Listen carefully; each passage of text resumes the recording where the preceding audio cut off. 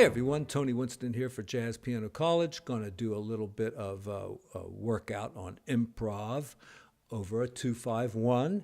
And all the ideas here were stolen directly from this book, the Charlie Parker Omni book. And I just kind of leafed through it and found places where I could find 2-5-1s. And sometimes I had to transpose them because all these are going to be in the key of C.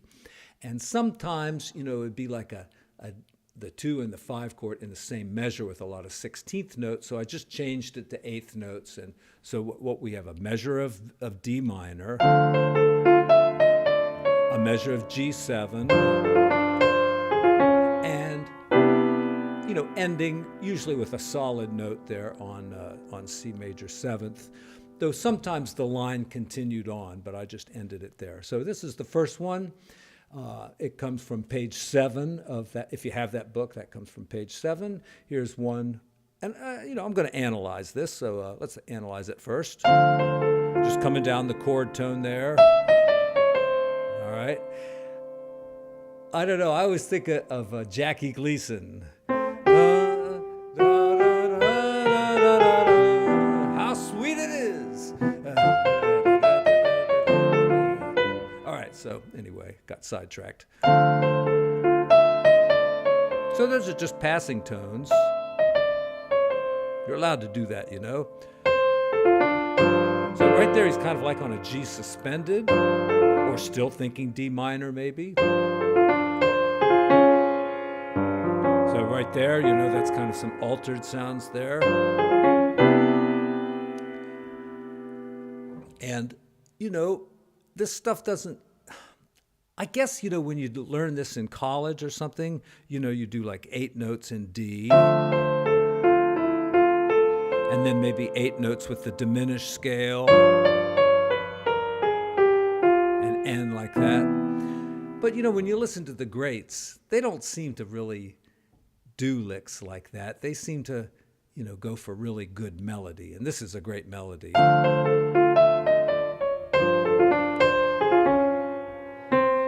You can hear it going that way too. Maybe end on that note. All right, here's the next one. 1, 2. No, 1, 2.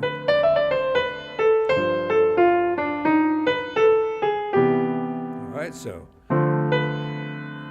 starting on a note you might not think of starting on if you were in D minor. I mean, maybe if you were doing a approach note like that, but it's just B there. And then once again, it's kind of a suspended sound. There's that, we should call it a flat 13, but you could call it a sharp 5 if you insist. And then you could think of that as maybe part of the bebop scale, which in a C major would be.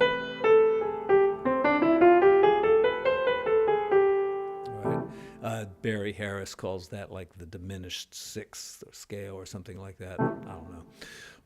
Next one comes from page 17. That last one was page 16. Here's page 17.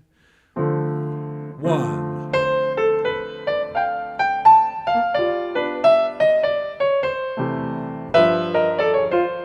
Once again, the same kind of little thing happening there. All right? Different song and everything, but...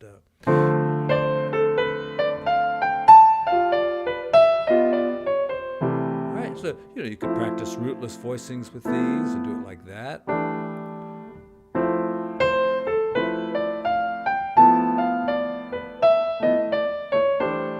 maybe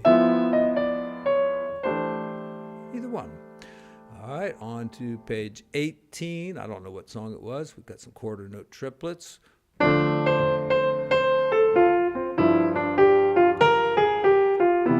And I added the last 4 notes there.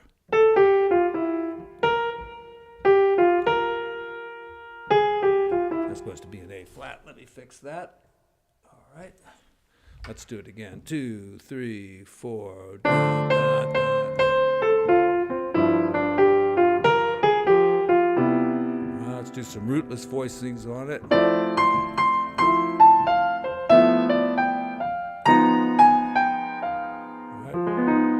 looks like F minor 7 flat 5, but it's G altered. You can also put the sharp 9 in like that. That's a box voicing there, or a shape voicing.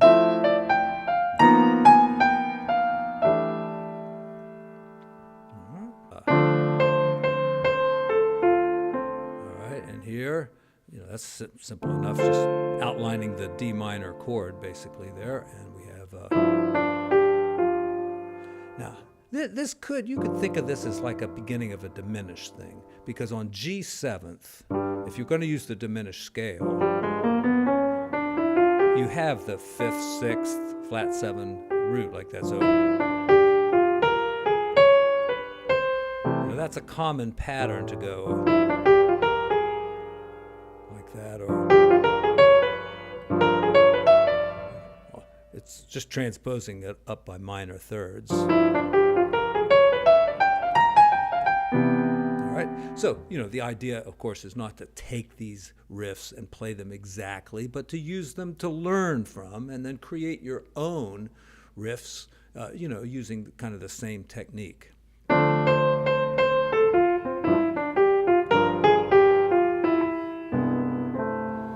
Let's take a look at the next one. Comes from page 20. All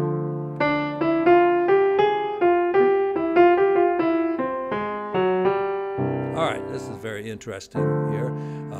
Recently I analyzed a solo by Red Garland, and he would put a lot of triplets into the line. He might do something like, we've got the one triplet there, but you could add another one. Turn that one into a triplet or something like that. Maybe add one in there. But here's what we got. All right, so it doesn't really fit a D minor 7th chord there, unless it was a flat 5. But we could just be anticipating the G7 coming up with the flat 9. Okay, so let's think of it that way.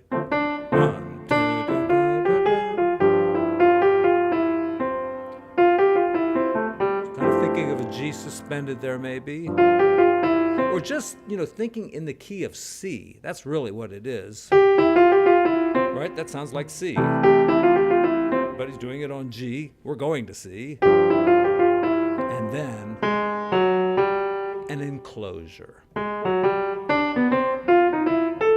See, enclosing the notes of the C major chord.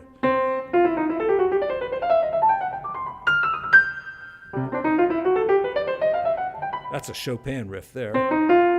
See?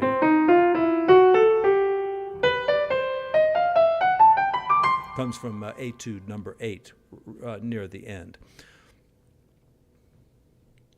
Yeah, I know some classical music. Next one. All right, pretty simple. Got the triplet in there. And the rest are just 8th notes, and it's just outlining the D minor 7th. We could call it D minor 9th, maybe. And then we're going on to G. Since I don't know exactly what notes are going to be in it, I'll just play a root and a 7th. All right, so it's kind of like G7th. Maybe we could think of that as the augmented G7th chord, suggesting the whole tone scale, or we could think of it as an altered chord, and in case we call it a flat 13, suggesting the altered scale. All right, but I kind of don't think Charlie Parker was thinking about that. I think he was just thinking a good melody. See, I'm trying to make the idea my own. Yeah, something like that. Got one more. It's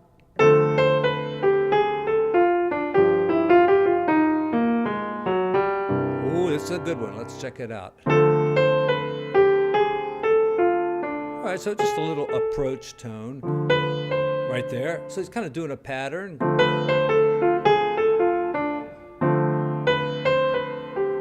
that what it is? Yeah.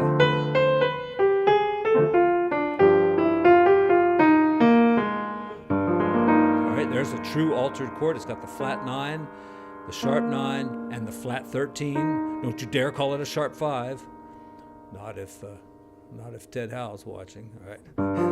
I mean, call it anything you want to, but you know, when you're dealing with these altered dominants, it's, I think, more correct to call it flat 13. So right there, those are the 4 altered tensions that you could put on there. You got the flat 9, the sharp 9, the sharp 11, and the flat 13. I guess you could call it the sharp 4 and the sharp 5, but you know, that just doesn't make any sense to me. It just doesn't. And then this note, of course, is wrong, but not if you're doing an approach tone, you know, an enclosure. Okay?